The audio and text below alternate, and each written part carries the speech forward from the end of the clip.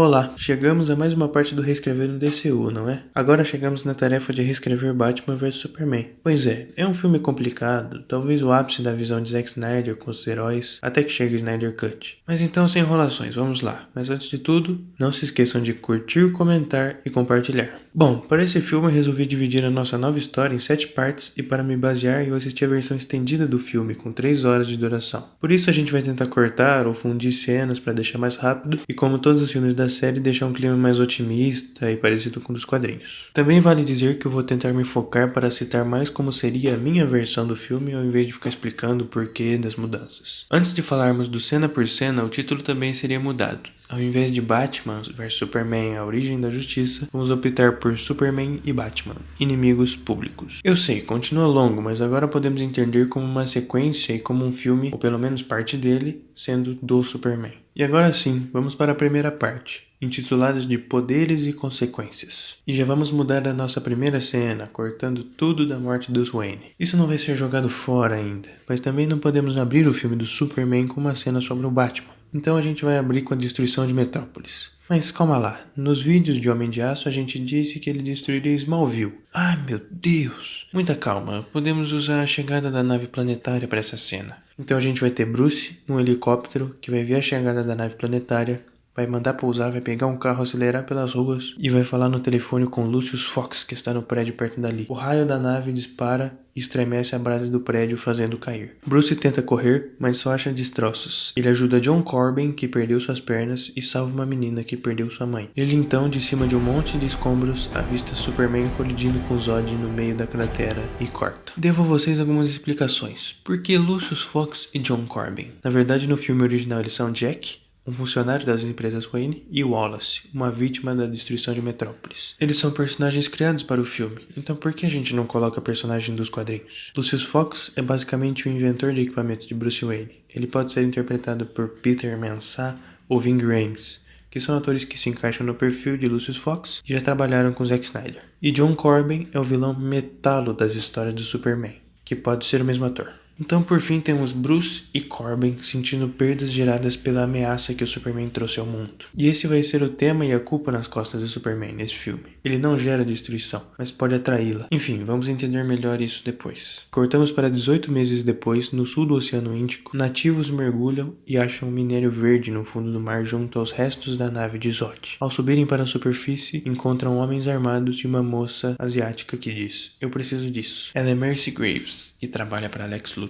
Então vamos para a África. Lois Lane chega e é levada até o general. Lá ela encontra o KGBista e seus capangas, ajudando na defesa do local. Então a entrevista começa e, ao invés de um agente da CIA, que seria o Jimmy Olsen desse universo, temos o KGBista plantando um rastreador em Lois e alertando o general. Até porque já temos o nosso Jimmy Olsen desse nosso universo. Então o KGBista e sua equipe matam os civis da tribo, queimam os corpos e pintam o símbolo do Superman com S ao contrário em todo lugar. O governo manda um drone, Superman aparece e salva Lois. Lois acha um pente cheio de balas e pega uma. Em seguida temos a moça da tribo fazendo depoimento e vamos ter só isso dela no filme, porque apesar de ser um núcleo interessante, ele pode desviar a atenção de nosso foco principal. E se a moça realmente acreditar que o Superman matou aquelas pessoas, o impacto pode ser mais forte. Então agora passamos para Gotham.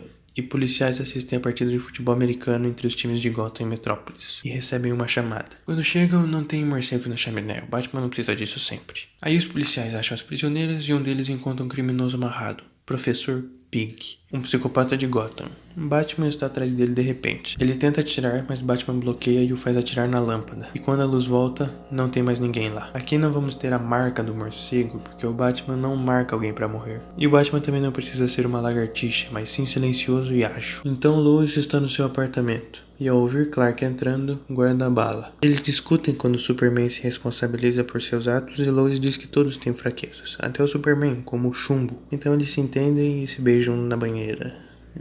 Melhor cortar agora. Bruce Wayne entra na Batcaverna, que vai ser mais uma caverna do que uma sala de estar. Alfred é sábio e sarcástico. Esse é um personagem bem acertado. Bruce diz que Pig era apenas um psicopata sendo usado e não sabia de tanta coisa. Bruce diz para Alfred que os envolvidos no esquema querem trazer uma bomba atômica para Gotham. Alfred repara em Bruce e cita o medo do poder de Superman. Então encontramos nosso amigão Lex Luthor. Ok, vamos lá. Ele precisa ser mais carismático e manipulador, e menos surtado e que fala do seu pai. Ele recebe os senadores na LexCorp e pede uma permissão para transportar a Kryptonita para proteger o mundo de sua maneira e que a superioridade dos heróis pode ser perigosa. Ele então consegue a permissão de um dos senadores para a nave e o corpo do Zod, que foi retirado do mar Ártico no Polo Norte e faz diversos experimentos. Vemos agora John Corbin, obcecado por Superman e pichando a estátua e sendo preso. Agora para a segunda parte da nossa história, inimigos públicos. Essa parte que tem o título do nosso filme vai contar com Clark investigando Batman e vice-versa. No Planeta Diário vemos a rotina diária do jornal. Lá vemos Clark sendo desengonçado para reforçar seu disfarce e pesquisando sobre os atos e as lendas do Batman em Gotham. Enquanto isso, Bruce Wayne vai até uma luta de rua disfarçado, como em algumas vezes nos quadrinhos, para mostrarmos mais do Batman detetive. Ele dá uma dica para um lutador e rouba informações do celular de KGBista. De volta a Metrópolis, Clark quer publicar uma matéria sobre a crueldade do Batman e Perry não autoriza. Lois então pede e consegue assumir uma investigação sobre o KGBista e sobre a bala que encontrou. Quando Clark vai conversar com Lois, Perry diz que Clark foi requisitado para cobrir uma festa de caridade de Lex Luthor e designa Jimmy Olsen para ir junto.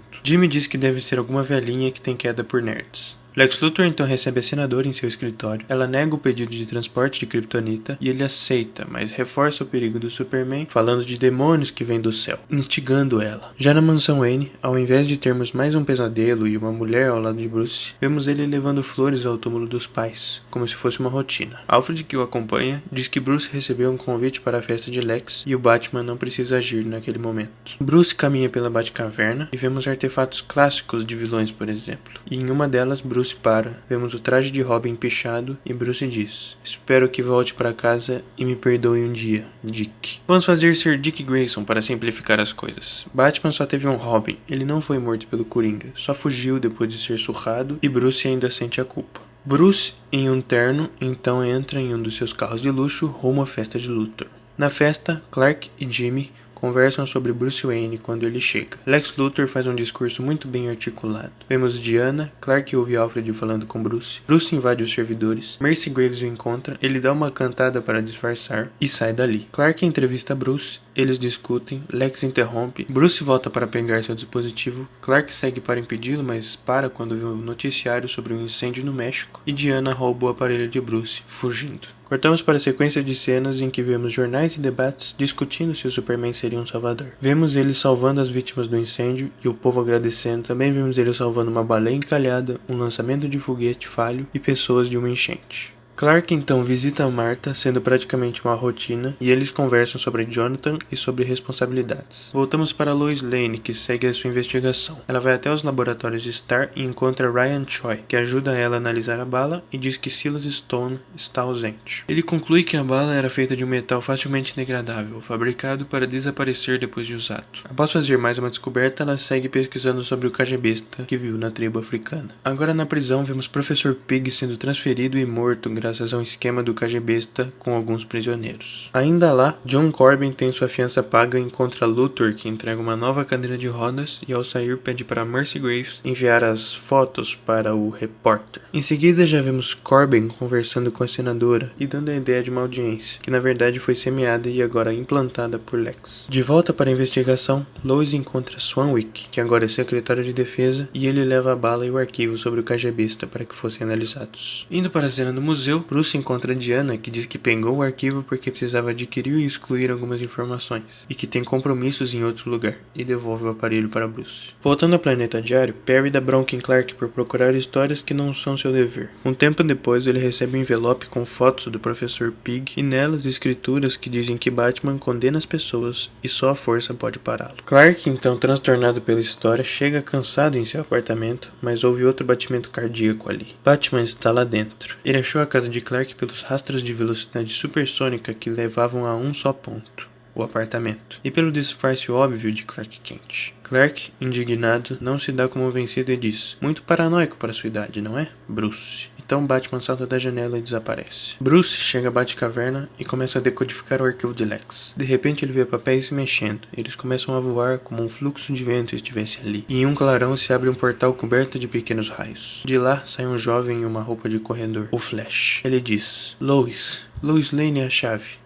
Droga, muito cedo. Bruce acorda. Tudo aquilo era um sonho. Pois é, vamos cortar o pesadelo, porque não faz muito sentido o Batman ter ligação com a invasão do Darkseid. Enfim, vamos deixar essa parte do Flash e a gente explica isso nos vídeos de Liga da Justiça. O arquivo está enfim carregado. Ele manda o Batcomputador fazer uma pesquisa inteligente em busca do nome português branco, que é encontrado em uma imagem estampado em um navio. Então Bruce diz para Alfred que quem procurava era na verdade um navio. Alfred diz que sempre soube que a bomba atômica era uma mentira e pergunta o que há no navio. Bruce revela que ali estava um carregamento ilícito de kryptonita e que era hora de parar o Superman antes de qualquer perigo maior. No descarregamento do navio, Batman observa ao longe e planta um rastreador no caminhão que transportaria a kryptonita. Então ele arranca com o Batmóvel e começa a perseguição. Só que dessa vez ele não vai matar, lógico. Então ele encontra com Superman, que diz para Batman se afastar e parar. Na LexCorp, Luthor recebe o carregamento de kryptonita, vê na TV a senadora convidando Superman para o Capitólio e comemora seu plano. Superman, após o convite, voa de novo para a casa de sua mãe, e ela motiva ele a ser um herói. Na capital, Swanwick encontra Lois e fala tudo o que descobriu com as pistas,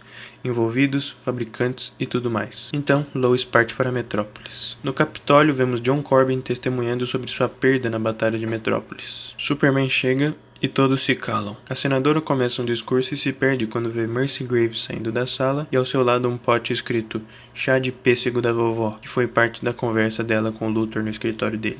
E antes de qualquer reação, uma bomba na cadeira de John Corbin explode, tomando o Capitólio em chamas e trazendo mais uma desgraça na presença de Superman. Bom, essa foi a primeira parte da nossa nova versão do filme. Continue em breve na segunda parte de Reescrevendo Batman vs Superman. Se gostaram, curtam, comentem, compartilhem. Até o próximo vídeo e fui!